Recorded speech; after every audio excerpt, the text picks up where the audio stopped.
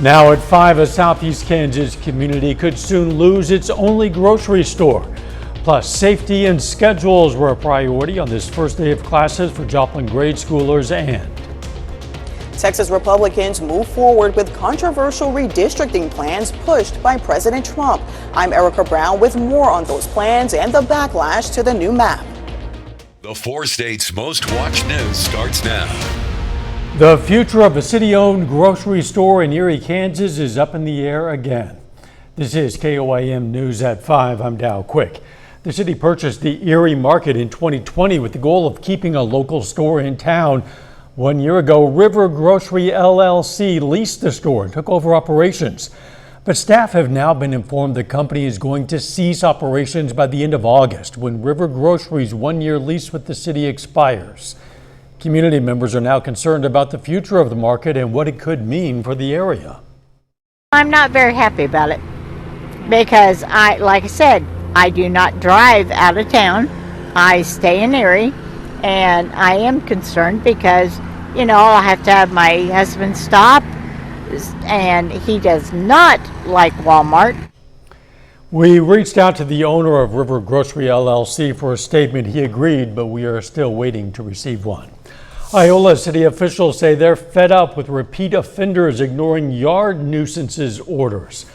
After handing out fine after fine with little change, apparently, city leaders are now pushing for a tougher ordinance, one that would allow them to step in, clean up the mess, and send the bill straight to the homeowner. It's unfortunate that we have to change an ordinance to get individuals to comply with a citation to clean up their yard.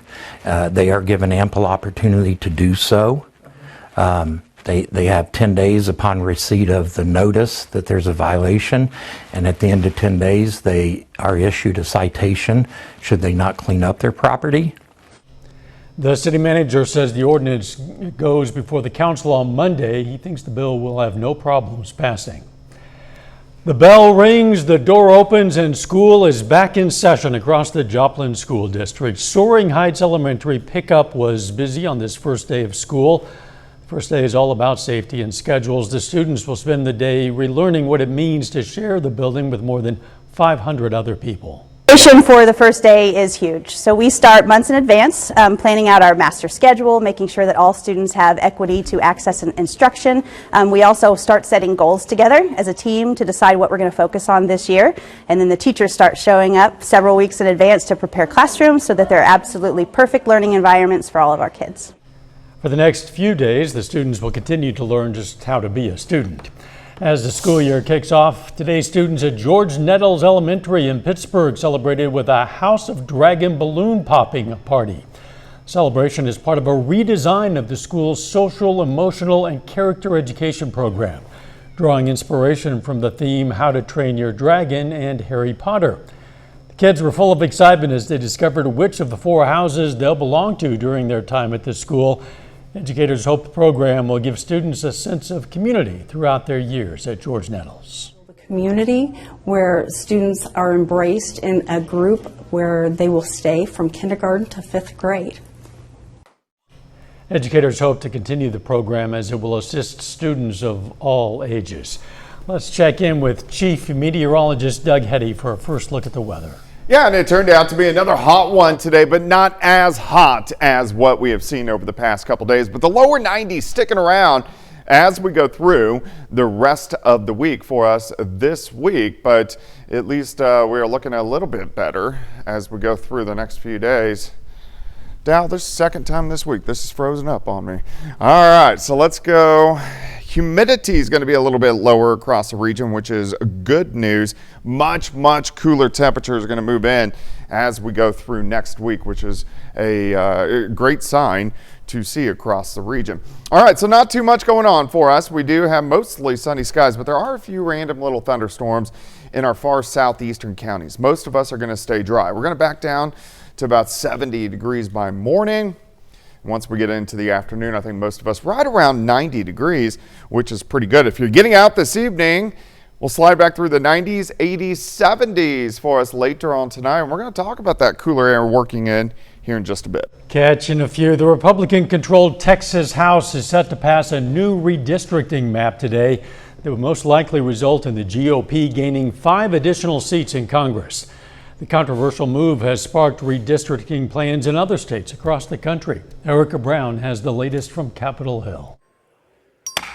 A quorum is present. After a delay of more than 2 weeks, a special session of the Texas State Legislature got underway Wednesday to vote on a redistricting map designed to give Republicans 5 more seats in Congress. The underlying goal of this plan is straightforward: improve Republican political performance. Democratic lawmakers now back in Texas after fleeing the state to block the measure tried to further delay the vote with parliamentary questions and amendments. House Bill 4 is an illegal and racially discriminatory congressional map. Opponents of the bill protested at the state capitol, where some Democrats stayed overnight rather than sign what they're calling a permission slip imposed by the GOP, requiring them to have an around-the-clock police escort. Because if they can do it to us, they can do it to anybody. President Trump pushed for the new congressional map in a bid to retain Republican control of the House in the midterm elections, but the move has sparked countermeasures from Democrat-controlled states.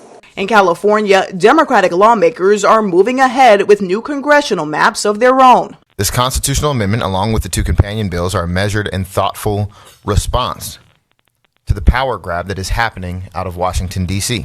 Their excuse? Texas is doing it. That's not leadership. It's abandoning our principles. But Republicans in California are vowing to challenge the redistricting plans in court, as are the Democrats in Texas. Erica Brown, CBS News, Capitol Hill.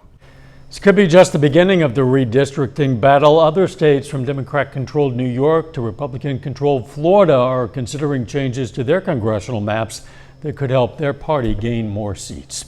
Still ahead, looking for love.